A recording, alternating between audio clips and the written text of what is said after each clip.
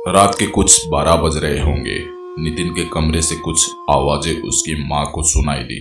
उसकी माँ ने बाहर से आवाज देते हुए पूछा, नितिन तुम क्या कर रहे हो? अंदर से सभी चीजों के इधर उधर गिरने की आवाज आने लगी। उसकी माँ ने तुरंत अंदर जाकर देखा तो नितिन के कमरे के सारे सामान इधर उधर गिरा हुआ है और कुछ चीजें तोड़ दी है और वो दीवार से चिपकर बैठा है। वो पूरी तरह से पसीने से भीगा हुआ था। उसकी माँ परेशान होकर पूछा, क्या हुआ बेटा? उसने वही सामने दीवार की तरह इशारा करते हुए कहा, माँ मुझे मार देगा। पर कौन बेटा, कौन मार देगा? फिर नितिन बेहोश हो गया और कमरे की लाइट अपने आप बंद हो गई। चारों तरफ अंधेरा फैल गया। एक भयानक सा चीखने की आवाज पूरे कमरे में गूंजने लगी, मानो कोई दानव चिल्ला रहा हो। उसकी माँ किसी तरह कमरे से बाहर गई और फिर चार्ज लाइट लेकर आई तो अंदर का नज़ारा देखकर वो डर ही गई। फिर अंदर आकर देखा तो नितिन कमरे के ऊपर दीवार पर उल्टा होकर भयानक हंसी हंसते हुए बैठा हुआ है। ये देखकर उसकी माँ रोने लगी और चिल्लाते हुए बोली, ऐसा क्यों कर रहा है? तभी पीछे से उसकी माँ को एक धक्का लगा और उसके सिर वहीं टेबल से टकराया और वो वहीं बेहोश हो गई। और नितिन भयंकर आवाज में बोल उठा, मैं अब आजाद हूँ, शैतान तेरा भोग मैं लगाऊंगा।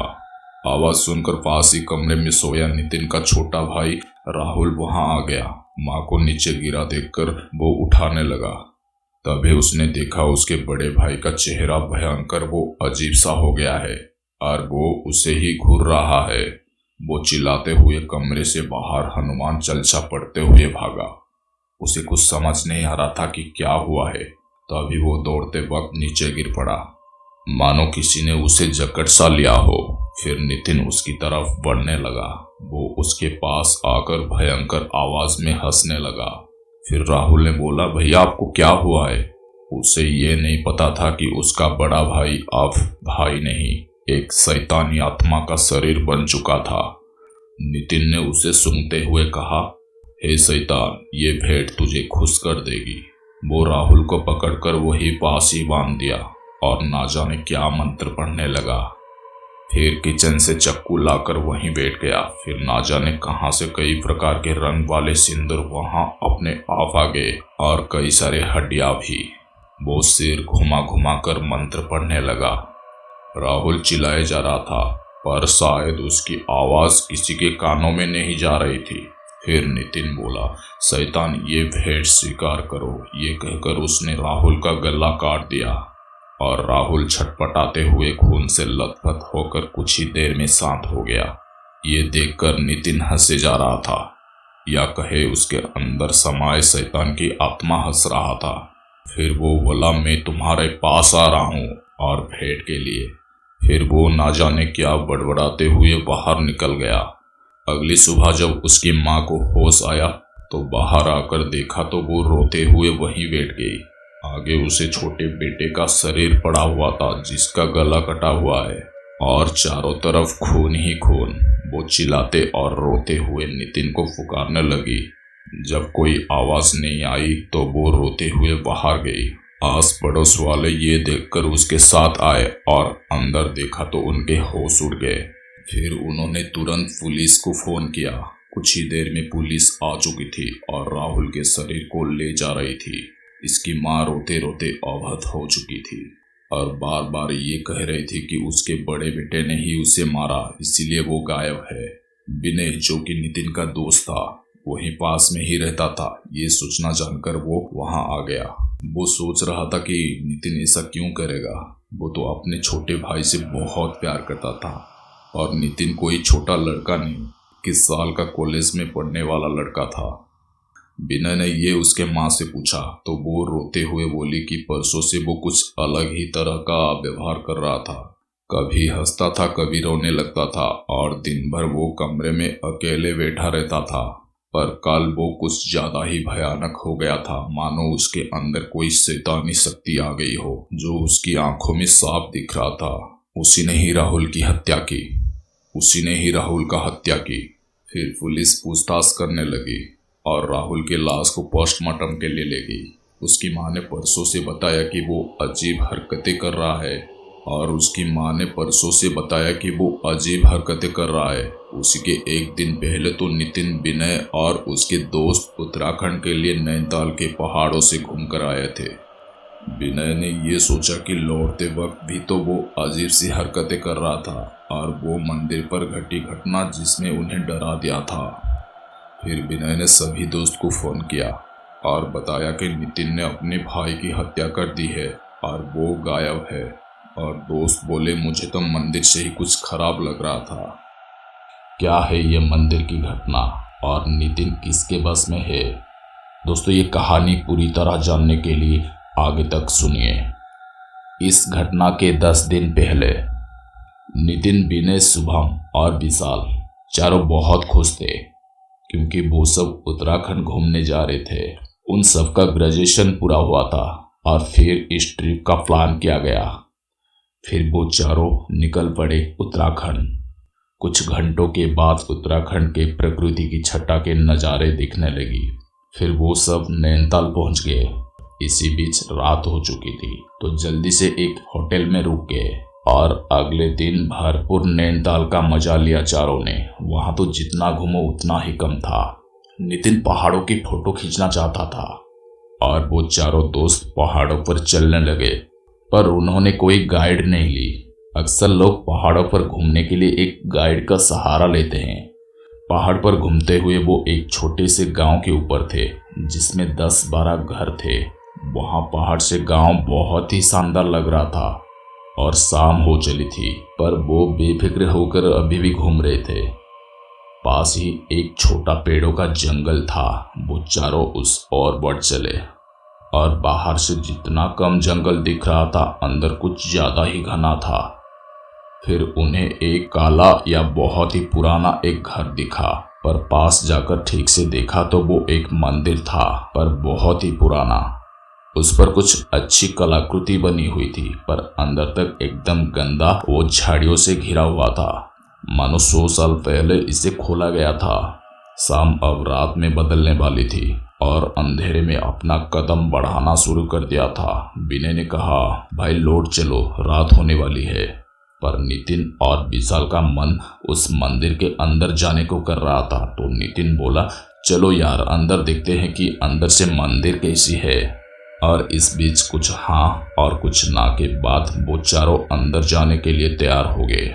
मोबाइल के फ्लैश टॉर्च को जलाकर देखा तो वहां बड़ी काली माता मंदिर लिखा हुआ था और मंदिर का छोटा दरवाजा एक ताला से बंद था जिस पर एक पोटली बंधी हुई थी और एक बड़ा त्रिशूल बांधा गया था, मानो कोई जादू टोना किया गया हो। पर किसी मंदिर में कोई जादू टोना का सामान कैसे हो सकता है? फिर विनय ने कहा, यार ताला भी लगा है, अब क्या इसे तोड़ोगे? छोड़ो भी, चलते हैं। पर नितिन ने एक बड़ा सा पत्थर उठाकर पुरजोर से मारा। 2 बार में वो ताला टूटकर नीचे गिर गया और त्रिशूल को खोलकर वहीं रखकर धक्का देकर दरवाजे को खोला। जैसे ही मंदिर का दरवाजा खोला, एक चीख की आवाज, वो एक हवा उन चारों को छूती हुई निकल गई। ये चीख सुन के उन्हें कुछ डर तो लगा, पर नितिन बोला, यार कोई छोटा जानवर जंगल में चिल्ला रहा है। और इधर बाहर से मंदिर छोटा दिख रहा था, पर अंदर काफी लंबा और बड़ा था। चारों अंदर की तरफ गए। दीवार पर मोबाइल के टॉर्च से देखा तो वहां के दृश्य भयंकर थे, मानो किसी ने खून से देवी देवताओं का अपमान किया हो। ऐसा दृश्य उन्होंने कभी नहीं देखा था। वहां ओम, जो कि हिंदू धर्म का एक पवित्र निशान है, और उस निशान को उल्टा लिखा गया था और उसे काटा गया था, और एक देवता का सिर कटा हुआ था, मानो किसी ने इसे अभी अभी खून से बनाया हो। और वो इतनी अच्छी तरह से बना था कि एक बार देखकर ही समझ में आ सकता था कि वहां देवी देवताओं का अपमान किया गया था। फिर वो मंदिर के और अंदर चलने लगे और अंदर का दृश्य और भी भयानक था। वहां चारों तरफ कई हड्डियां रखी हुई थी और मूर्ति के स्थान पर एक शरीर के हड्डियों का ढांचा लटकाया गया था और उसकी पूजा की गई थी। और वहीं पास में एक काले साया को देवता को खाते हुए बनाया गया था। ये सब देखकर लग रहा था कि ये कोई मंदिर नहीं, मानो बुरी शैतानों का घर हो। पर बाहर तो बड़ी काली माता मंदिर लिखा था, पर अंदर ऐसा क्यों? उन चारों को कुछ समझ नहीं आ रहा था। फिर अचानक से एक भयानक आवाज से गूंज उठा और चारों के ऊपर से कई चमगादड़ उड़ने लगे। अब यहाँ रुकना ठीक नहीं था, वो बाहर निकलने लगे। विनय, विशाल और शुभम तो बाहर की तरफ जाने लगे, पर नितिन वहीं खड़े एकदम से उस पूजा किए गए हड्डी के ढांचे को देखे जा रहा था। फिर तीनों ने उसे बुलाया, पर वो मानो कुछ सुन ही नहीं रहा था। फिर शुभम चिल्लाया, नितिन चल यार, कि तुझे अभी भी ये सब मजाक लग रहा है। पर वो नहीं सुन रहा था, केवल उसे घूरे जा रहा था। विनय ने उसका हाथ पकड़कर उसे खींचा। नितिन ने गुस्से से विनय को देखा और आंख लाल करते हुए एक धक्का दिया और फिर उसे घूरने लगा। धक्के से विनय नीचे जाकर गिरा और उठकर गुस्से में बोला, ठीक है तुम मर यहाँ पर। इतना कहा ही था कि नितिन वहीं बेहोश होकर गिर पड़ा। ये देखकर वो तीनों घबरा गए। उसके मुंह पर पानी के छिट्टे मारे, फिर भी वो नहीं उठा। फिर उसे तीनों उठाकर बाहर आने लगे। तभी ऐसा लगा मानो कोई उनके पीछे खड़ा होकर गुस्से में घूर रहा हो, पर अंधेरे में कुछ नहीं दिखा। मोबाइल के टॉर्च से देखा तो पीछे कोई नहीं था और इसी बीच किसी ने विशाल को पैरों से पकड़कर खींचा और विशाल गिर पड़ा और पीछे की तरफ खींचा चला गया। विशाल डर के मारे चिल्लाने लगा और फिर जल्दी से उठकर भागा। नितिन को कंधे पर उठाकर बाहर आने लगे तो देखा गेट तो बाहर से बंद है, पर विशाल और शुभम ने गेट पर जोर का धक्का मारा जिससे वो खुल गया। फिर चारों तरफ बहुत तेज हवा चलने लगी और मानो उन्हें मंदिर के अंदर की तरफ कोई खींच रही हो। विनय ने वहां पड़े त्रिशूल को उठा लिया। जैसे ही त्रिशूल उठाया सब कुछ शांत हो गया। वही गेट के पास त्रिशूल फेंककर नितिन को कंधे पर उठाया। वो तीनों मोबाइल का टॉर्च जलाकर अंधेरे में भागे और फिर पहाड़ की तरफ। इसके बाद नितिन को होश आ गया था। ये देखकर उनकी जान में जान आई। होश में आते ही नितिन भारी आवाज में बोला, हम वहां से क्यों चले आए? फिर विनय बोला, साले तुमको फिर जाना है क्या? एक हवा से ही बेहोश हो गए और क्यों चले आए? फिर रात हो चुकी थी। मोबाइल के घड़ी में 7:30 बज रहे थे। आगे अंधेरे में अभी इस पहाड़ पर कैसे जाए, पर किसी तरह आगे बढ़े। अंधेरा का घेरा कुछ ज्यादा ही बढ़ गया था, पर फिर भी हम चारों पहाड़ पर बिना किसी दिशा देखे चल पड़े। सबसे खराब बात यह थी, हमारे किसी के भी मोबाइल में नेटवर्क नहीं था और यहाँ पहाड़ पर नेटवर्क भी कहाँ रहता है। अगर नेटवर्क होता तो हम पुलिस को ही फोन कर लेते। और एक अजीब सा डर हमारे अंदर आ गया था और ना जाने बीच बीच में नितिन अजीब हरकत कर रहा था। कभी कहता था चलो उस मंदिर में चले, कभी कहता था हम सब मर जाएंगे, तो कभी तुम सब के मांस का स्वाद बहुत अच्छा होगा। उसकी ये बातें मजाक भी लगती थी और डरावनी भी, और हमें ज्यादातर मजाक ही लगा। मोबाइल के टॉर्च से देखकर उस अंधेरी रात में वो चारों पहाड़ों पर चलने लगे, पर किस ओर बढ़ रहे हैं इसका कोई अता पता नहीं था। हमको हर समय यह लगता था मानो हमारा साथ कोई और भी पीछे चल रहा है, पर वहाँ हवा के अलावा और कुछ नहीं होता। हम चारों को एक बहुत ही बुरी गंध घेरे हुई थी, मानो कोई मरा हुआ सड़ रहा हो। फिर विशाल ने बोला, यार ये कैसा गंध है, जैसे कुछ सड़ रहा है। जब से मंदिर से बाहर आया हूँ यही गंध जैसे चारों तरफ फैला हुआ है। शुभम और विनय एक साथ बोले, हाँ यार ये गंध मेरा भी दिमाग खराब कर रहा है। फिर नितिन बोला, तुम सब भी ऐसे ही सड़ जाओगे। ये सब सुनकर विनय गुस्से में बोला, तुम साले दारू पी लिए हो क्या, जो कब से अनाप शनाप बके जा रहा है। एक तो तुम दोनों के मंदिर में चलो और चलने की वजह से अब अंधेरे में भटक रहे हैं, और साला तुमको अलग ही मजाक चढ़ी है। विनय ने इतना बोला ही था कि विशाल चिल्ला उठा, अरे वो देखो आगे जल रही है और लालटेन लटकी हुई है, वहां नीचे कुछ घर के जैसे लग रहा है। और हम सब ये देखकर हमारी जान में जान आ गई। फिर हम चारों नीचे उतरे। वहां एक नहीं कई पहाड़ी छप्पर के घर थे। हम जैसे ही वहां पहुंचे तो देखा कई लोग आग जलाकर बाहर बैठे हुए थे। वहां के लोग उन्हें अजनबी की तरह देखने लगे, पर एक आदमी उठकर बोला, बेटे तुम सब यहाँ कैसे? काका हम सब पहाड़ों में खो गए हैं, अंधेरा होने के कारण अब हम अपने होटल तक कैसे पहुंचे? देखो बेटा, घूमने आए लोगों का होटल पहाड़ों के उस पार है और अब तो रात हो गई है और अब वहाँ कोई नहीं जाएगा। फिर विशाल बोला, तो काका हम क्या करें? वो आदमी बोला, आज रात यहीं हमारे पास ही ठहर जाओ, कल सुबह मेरे लड़के राजेश के साथ चले जाना। फिर विनय कहा, काका बहुत बहुत धन्यवाद। कोई बात नहीं बेटा, खुदा हमारी मदद करते हैं, ऐसे ही हम भी तो मदद कर ही सकते हैं। फिर काका फिर से बोले, अब रात की ठंडी भी पड़ रही थी तो वहीं बाहर आग के पास सब बैठ गए। अरे राजेश, अपनी माँ से कहे कुछ लोग आए हैं, जरा दाल और रोटी चढ़ा दे। बेटा क्या है ना, हम सब खा चुके हैं, तुम सब तो भूखे होंगे। विशाल बोला, क्यों परेशान हो रहे हैं, हमारा पेट भरा है। राजेश जो काका की बेटा था और राजेश भी उन चारों के साल का ही था। वो सुबह जाकर गर्म कपड़े और लकड़ियों से बने कई सुंदर सामान वहां पर्यटकों को बेचता था और उसके पिता जो कि अब उन चारों के काका हो चुके थे, वो भी वहीं काम करते थे। उसी से उनका घर चलता था। केवल वो ही नहीं, वहां के आसपास के सभी यही काम करते थे। राजेश भी उन चारों के साल का ही था। वो सुबह जाकर गर्म कपड़े और लकड़ियों से बने कई सुंदर सामान वहां पर्यटकों को बेचता था और उसके पिता जो कि अब उन चारों के काका हो चुके थे, वो भी वहीं काम करते थे। उसी से उनका घर चलता था। केवल वो ही नहीं, वहां के आसपास के सभी यही काम करते थे। काका बोले, बेटा तुम सब इन पहाड़ों में क्यों इतनी रात में रुक गए? विनय बोला, अरे काका वो ऊपर एक जंगल में एक पुराना मंदिर देखने लगे, उसी में देर हो गई। फिर काका घबरा कर बोले, कौन, वो जंगल वाली बड़ी काली माता मंदिर? फिर विनय बोला, हाँ काका वही। ये बात हो ही रही थी कि नितिन धड़ाम से खटिया से नीचे जाकर गिरा। वो एक बार फिर ना जाने क्यों बेहोश हो गया। सब उसे उठाने में लग गए। उसे उठाया, फिर खटिए पर लेटाया और उसका पूरा शरीर बर्फ की तरह ठंडा था, मानो उसके अंदर जान ही ना हो। फिर नितिन को वहीं एक कंबल ओढ़ा दिया, शायद इसे बुखार हो गया है। शाम से ये दूसरी बार बेहोश हुआ है। बेटा क्या तुम सब उस मंदिर के अंदर तो नहीं गए थे? वो जगह बहुत ही खतरनाक है। फिर हम हाँ में जवाब देने वाले थे, पर खतरनाक वाली बातें सुनकर विशाल बोला, अरे नहीं काका, हम तो केवल उसे देखने गए थे, देखकर चले आए। फिर काका बोले, अच्छा किया। फिर शुभम ने कहा, पर उस मंदिर खतरनाक क्यों है?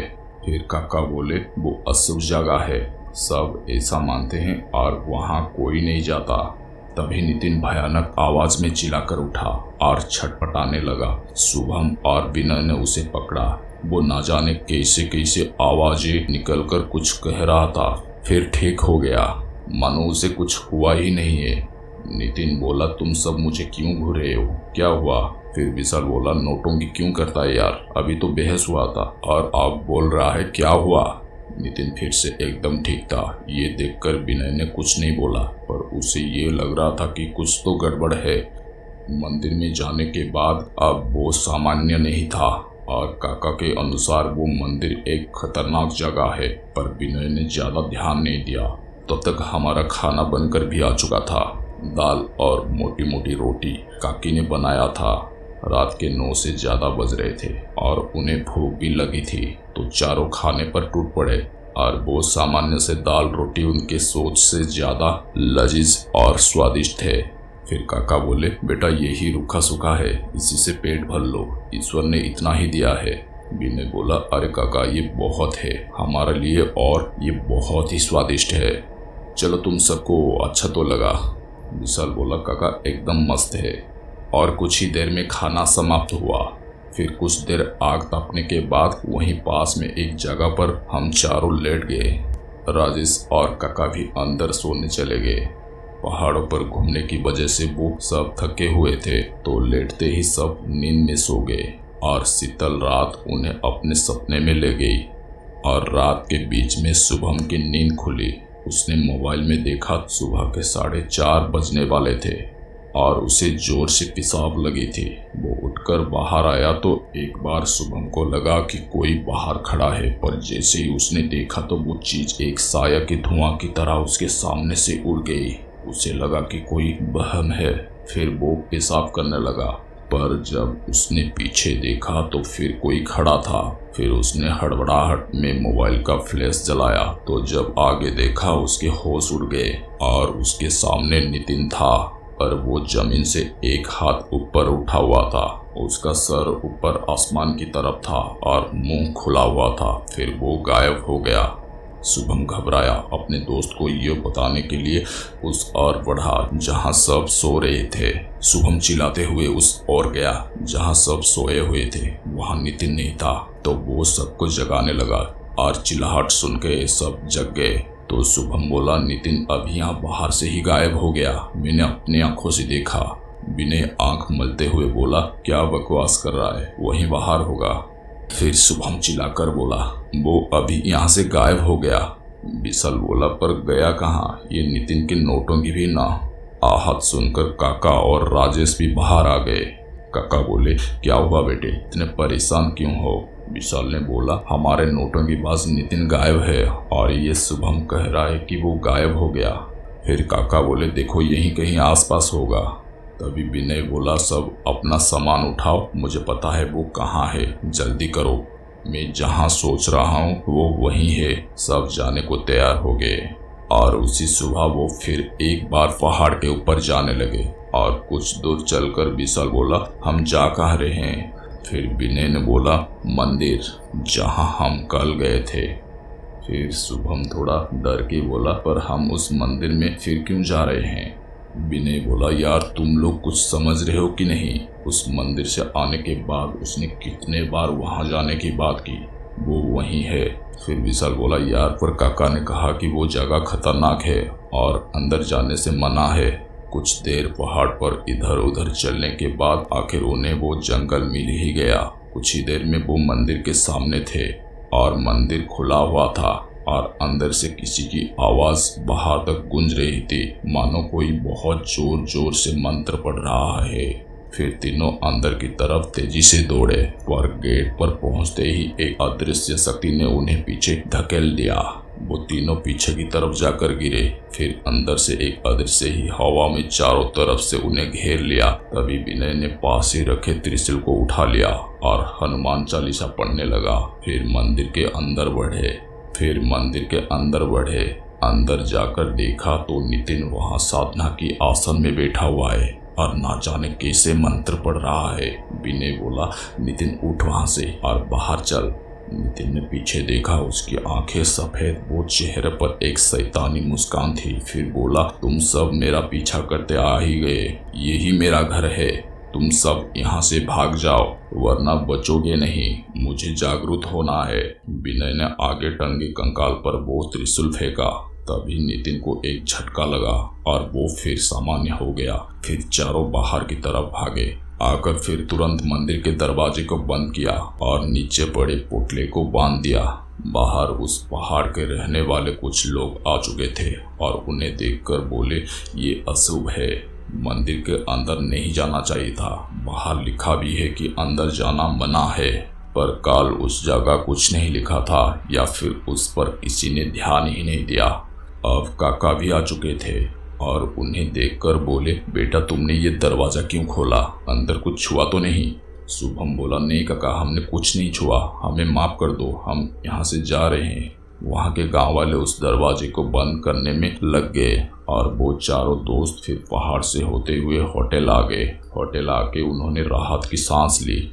आते वक्त राजेश भी उनके साथ आया था, तो उससे पूछने पर कि मंदिर के बारे में लोग इतने भयभीत क्यों है, तो उसने बताया, मुझे ज्यादा नहीं पता, पर कहते हैं उस मंदिर में जाने के बाद आदमी पागल हो जाता है और वहाँ आत्मा रहती है। होटल आने के बाद फिर कुछ देर बाद ही नितिन की तबीयत फिर खराब होने लगी। वो खून की उल्टियाँ करने लगा और छटपटा रहा था। ये देखकर तीनों बहुत घबरा गए। फिर वहीं पास के एक लोकल हॉस्पिटल में ले गए और उसे सलाइन लग गया। फिर वो कुछ शांत हुआ। डॉक्टर ने बताया कोई आंत की गड़बड़ी और पूरे शरीर में एलर्जी हुई थी, तभी छटपटा रहा है। शाम होते होते वो लगभग कुछ ठीक हो गया और नितिन घर जाने के बारे में कहने लगा। फिर वो सब घर लौट आए, पर ट्रेन में भी वो अजीबो हरकतें कर रहा था। नितिन ने क्या देखा था? उस दिन जब उसने उस कंकाल को देखा, उसे एक काला से साया वहां दिखा जो उसे बुला रहा था और नितिन ने उस आत्मा को मंदिर के हर कोने में देखा। वहां उस आत्मा के अलावा कोई और साया थी जिसे केवल नितिन ने ही देखा था। उन्हीं में से एक आत्मा ने उस पर कब्जा किया था। घर आने के बाद भी वो उसके अंदर था और जिस दिन नितिन ने अपने भाई का गला काटा वो अमावस्या का दिन था और उस दिन कोई और ही शैतानी शक्ति जागृत हुई थी जिसने उसके भाई की हत्या कर दी और वो अब घर से गायब था। पर वो गया कहाँ और मंदिर का क्या रहस्य है, जानने के लिए आगे तक देखिए ये कहानी को। नितिन की माँ बाहर दरवाजे पर रोते रोते बेहोशी की हालत में है। बेटे की अभी अभी क्रियाक्रम हुई है और मौत भी अपने बेटे के हाथों। इससे बड़ी दुख किसी माँ के मन में और क्या होगी। नितिन के पिता कई साल पहले हार्ट अटैक के चलते वो मर चुके थे। नितिन की माँ एक लेडीज कपड़े की दुकान में ड्रेस सिलाई की काम करती थी और उसी से छोटे और बड़े दोनों को पढ़ा रही थी। हादसे के तीसरे दिन विनय फिर से उसके घर गया। अब तक नितिन की कोई खबर नहीं थी।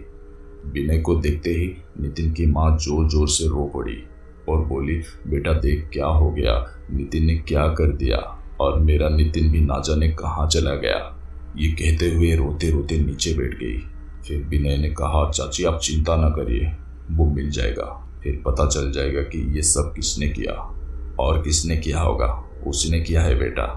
उस दिन उसकी आंखों में मैंने शैतान की छाया देखी थी। वो किसी भूत प्रेत की बस में था, वरना अपने जान से ज्यादा प्यारे भाई को वो एक खरोच भी ना दे। चाची मैं नितिन का कमरा देख सकता हूँ? हाँ बेटा देख लो। नितिन के कमरे में जाते ही विनय को न जाने एक घुटन सी महसूस हुई और दीवार पर जो देखा वो देखकर आश्चर्यचकित हो गया। वहां ठीक उसी मंदिर की तरफ यहाँ दीवार पर ओम लिखकर काटा गया था और कई सारे देवताओं के नाम लिखकर भी काटा गया था और नितिन के कमरे में रखे वैष्णो माता की फोटो को भी अपमानित किया गया। ये सब देखकर विनय का शक सही हो गया कि हो ना हो वो मंदिर सही में भूतिया है जिसने नितिन को बस में कर लिया है। फिर विनय जान गया कि नितिन वहीं मिलेगा। इधर नैनीताल में राजेश के गांव में पूरा गांव में हलचल थी क्योंकि एक 14-15 साल का लड़का गायब था। उसकी खोज चल रही थी पर वो नहीं मिला और अगले दिन उसकी सरकटी लाश एक पेड़ से झूलती हुई मिली। धड़ तो था पर सिर नहीं था और इस हादसे को देखकर पूरा गांव डरने लगे थे। फिर उसी रात एक और लड़का उसी उम्र का गायब। पुलिस फिर आई, फिर पूरा पहाड़ छान डाला पर कोई सुराग नहीं और अगले दिन फिर सरकटा धड़ पेड़ पर लटका मिला। राजेश के गांव के 25 घर इस डर से सहम उठे कि अब किसकी हत्या करेगा हत्यारा। पर उससे डरावनी बात यह था कि पहाड़ के पास ही एक और गांव में भी बड़े रहस्यमय तरीके से जवान लड़के की हत्या कर रखे लाश मिलने लगी। पुलिस को भी कुछ समझ नहीं आ रही थी आखिर इन पहाड़ों में कौन सा महामारी फैल गई। पूरे नैनीताल में एक डर की लहर दौड़ गई। कोई भी व्यक्ति पहाड़ पर जाने से डरने लगा। एक भी लाश की सर नहीं मिली। ये सबसे भयानक था पर किसी को उस मंदिर का ख्याल नहीं आया। उस मंदिर की स्मृति मानो किसी के पास नहीं है और वो छोटा जंगल और घना हो गया है। दोस्तों फिर विनय, शुभम और विशाल नैनीताल फिर एक बार पहुंच गए। वो सीधे मंदिर में जाना चाहते थे पर उन्हें पहले राजेश के गांव जाकर उनसे पूछना अच्छा समझा। पर गांव पहुंचकर उन्हें हत्या के बारे में पता चला तो उन्होंने उस मंदिर के बारे में कहा कि वहां शायद उनका दोस्त चला गया है और उसके ऊपर कोई साया है। और इसी बीच शाम हो चुकी थी और कोई भी उस मंदिर में नहीं जाना चाहता था और सब मना भी कर रहे थे कि वहां ना जाए। पर उनसे रहा नहीं गया और तीनों फिर चल पड़े उस मंदिर की ओर। फिर मंदिर की तरफ चलते चलते अंदर से एक बहुत ही बेकार सड़ी बदबू आ रही थी, मानो चर्बी और मांस जल रहा हो और बीच बीच में किसी के जोर से हंसने की आवाज भी आ रही थी। तीनों ने धीरे से मंदिर का दरवाजा खोला। वो पूरी तैयारी करके आए थे। विशाल ने एक लाठी और विनय भगवान की फोटो ये सब लेकर आए थे। जब मंदिर के पूरा अंदर पहुंच गए तो देखा उनके होश उड़ गए।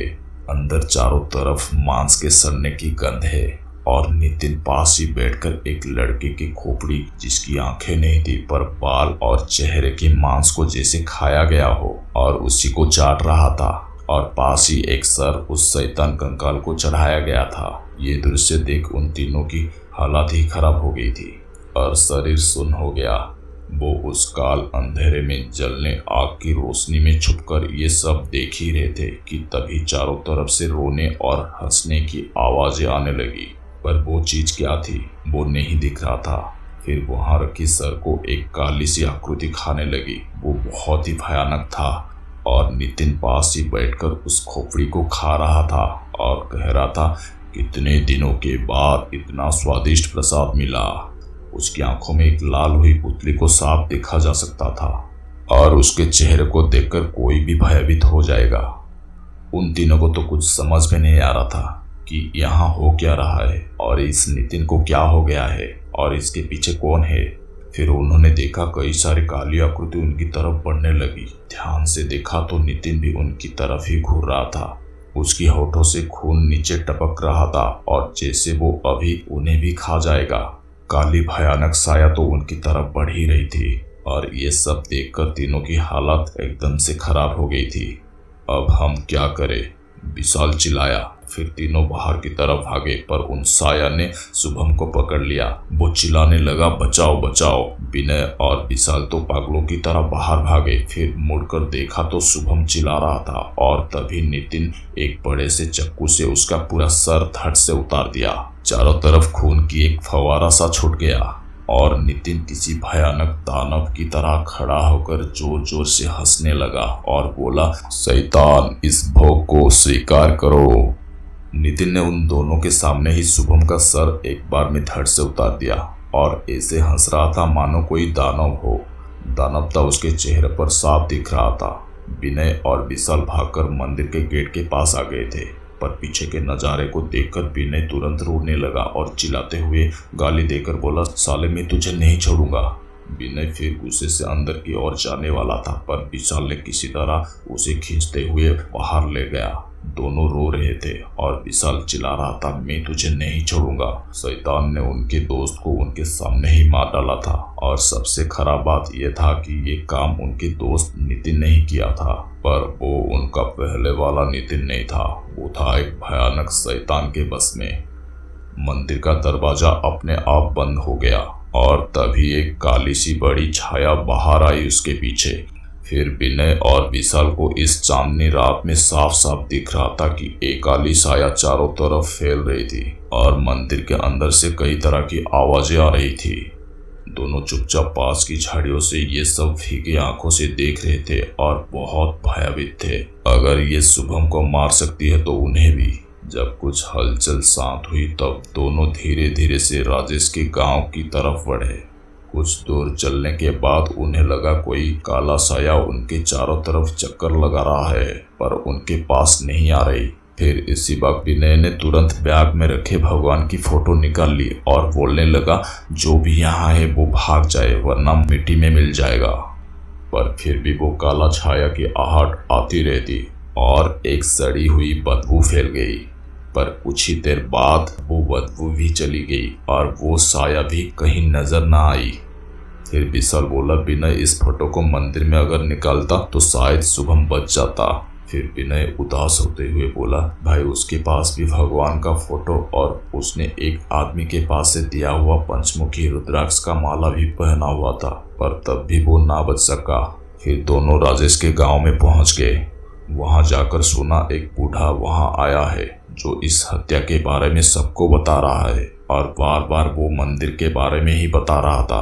फिर विनय और विशाल ने उस मंदिर के हादसा को उसके सामने बता दिया और उन्होंने बताया कि सारे कटे हुए सर वहाँ ही थे। फिर बूढ़ा बोला, 40 साल पहले की घटना फिर घटने लगी, यही सुनकर मैं यहाँ आया हूँ। विनय बोला, क्या हुआ था? तो वो बूढ़ा घटी कहानी सुनाने लगा। तब आसपास यहाँ कई सारे घर थे और हम सब ऊपर उसी बड़ी काली मंदिर में ही पूजा करने जाते थे। उस मंदिर को बनाया था बंगाल से आए एक आदमी ने जो यहाँ उत्तराखंड घूमने आया था और उसका नाम रोहित रॉय था। तो एक रात उसी पहाड़ पर उसने रहते हुए सपने में काली माँ के दर्शन पाए, जिसमें माँ ने एक मंदिर के निर्माण की बात की। और वो अमीर आदमी था और उसने अपने पैसे से ही ये मंदिर बनवाया। वो अमीर होने के साथ धर्म कर्म में ज्ञाता था, तो सारी जायदाद इस मंदिर को बनाने में लगा दिया और इस मंदिर में खुद ही पूजा करने लगा। फिर कुछ ही दिन बाद उसकी पत्नी वो बच्चे भी यही गांव में रहने लगे और रोहित इस मंदिर का पुजारी बन गया। इस नए मंदिर में ही हम सब पूजा करने जाते थे, पर अभी तक इस मंदिर में केवल एक पत्थर को ही पूजा जाता था। फिर इस मंदिर में बंगाल से मंगाई गई एक काली माँ की मूर्ति का स्थापना हुई। रोहित के अनुसार माँ को बलि चढ़ाने पड़ेगी, तो हर अमावस्या माँ को एक बकरे की बलि चढ़ाई जाने लगी और हम सब भी बलि से खुश थे कि शायद इस बलि में माँ प्रसन्न होंगी। बंगाल में बलि देने की एक रीति थी, पर एक रात रोहित की पत्नी बहुत बीमार पड़ी। बहुत दवाई हुई पर ठीक ना हुई। रोहित वही मंदिर में ही सोता था, तो शायद अगले दिन उसे ना जाने क्या हुआ, रात को अपने छोटे लड़के को ही मंदिर में बलि दे दी और कहता था ऐसा उससे माँ ने कहा था और इससे इसकी पत्नी ठीक हो जाएगी। पर उसकी पत्नी बाद में चल बसी। उसने सबको बताया कि उसका बेटा कहीं गुम हो गया। कुछ ही दिन बाद रोहित ने काली माँ की मूर्ति को तोड़ डाला और उसके स्थान पर शैतान की पूजा करने लगा और गांव का जो भी उस मंदिर में पूजा करने जाता था, अगले दिन वो बीमार पड़ जाता था और कुछ लोग कोई घर में मर जाता था।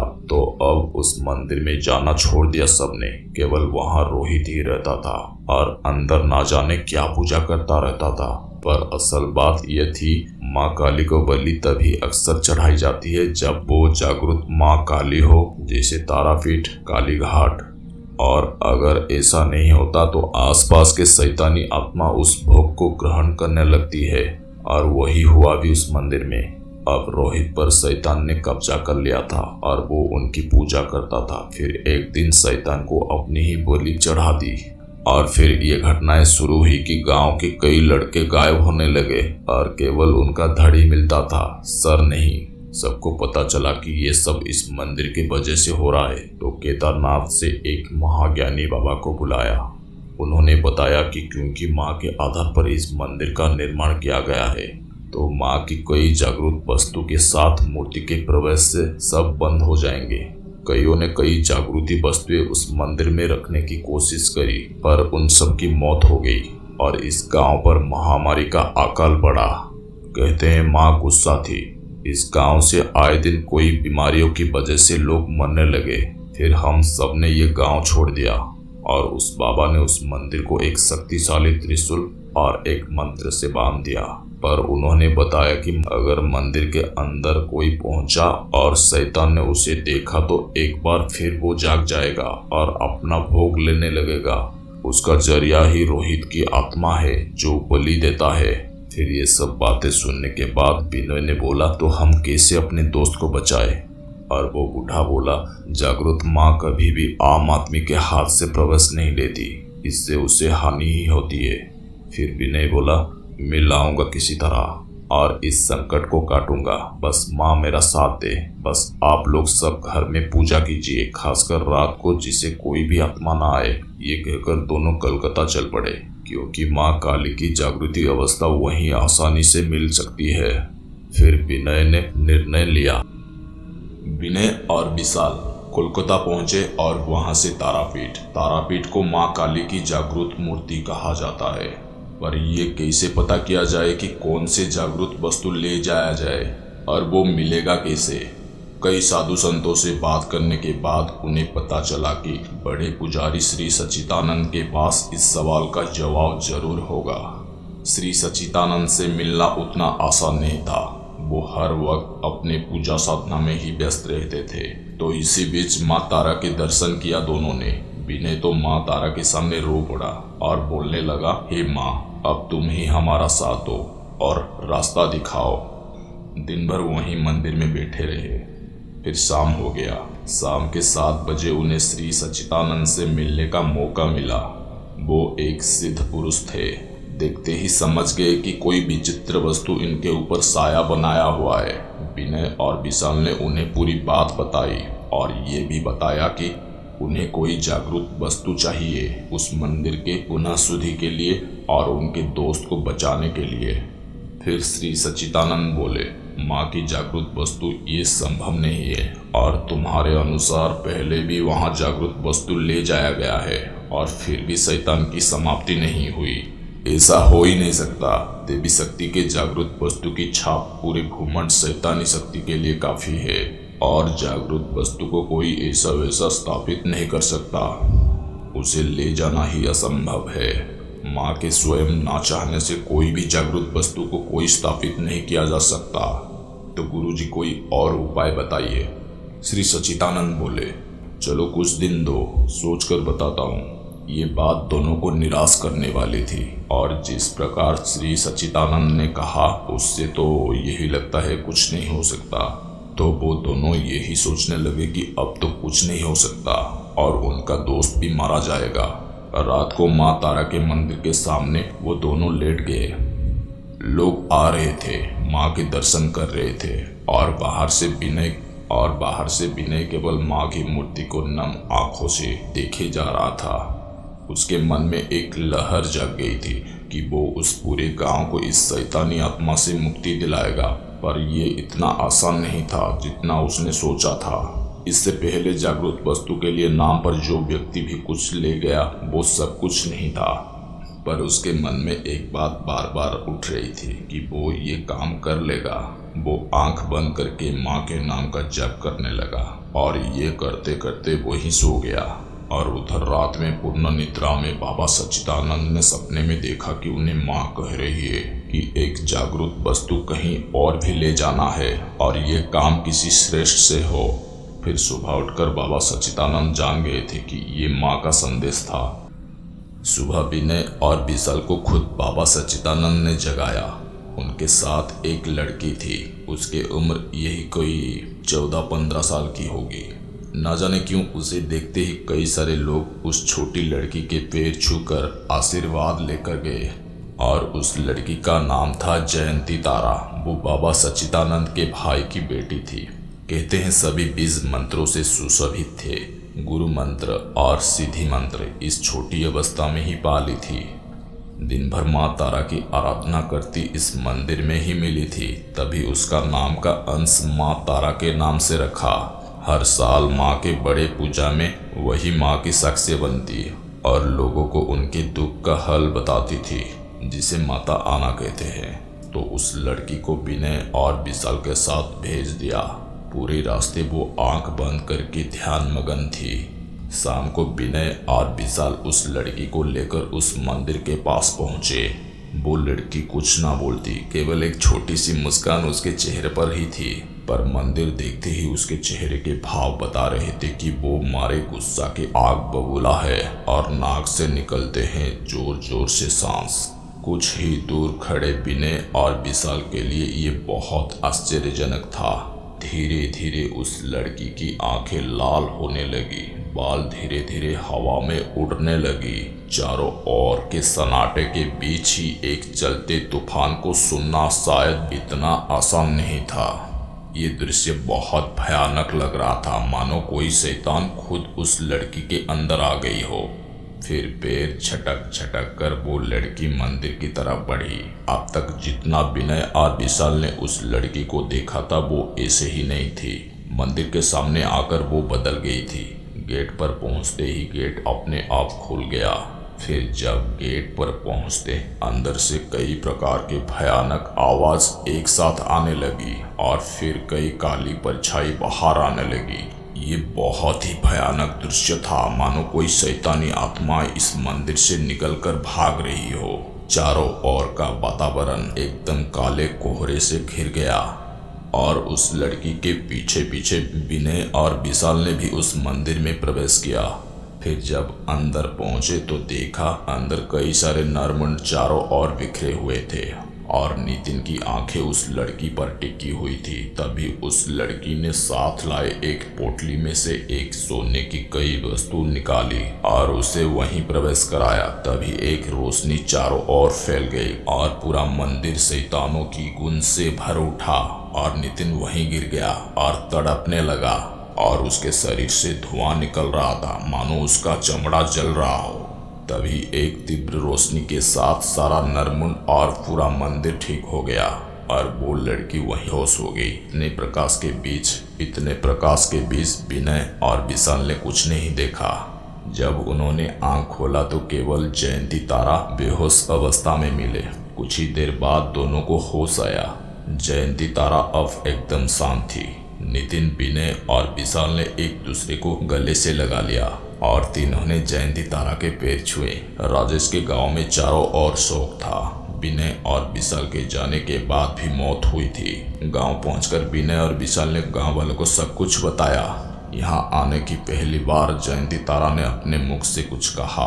अब ये मंदिर माँ का स्थल है और उनका ध्यान रखना। अगले दिन विनय, नितिन और विशाल तीनों जयंती तारा को तारापीठ छोड़कर आए और उन्होंने एक बार नम आंखों से माँ तारा का दर्शन किया। आखिर ये सब उन्हीं की कृपा से संभव हुआ था। उस शैतानी कहे जाने वाले मंदिर को एकदम साफ किया गया और एक बार फिर उसमें पूजा आरंभ हुई। कुछ ही दिन बाद उसमें बाबा सच्चिदानंद के कहे अनुसार मूर्ति की स्थापना भी हुई। इसमें तीनों दोस्त ने भाग लिया। नितिन पर उसके भाई की हत्या का कोई सबूत न मिलने के कारण उसे मुक्त कर दिया गया। शैतानी मंदिर अब माँ का स्थल बन चुका था। आसपास के भी कई गांव वाले इस मंदिर में पूजा करने लगे।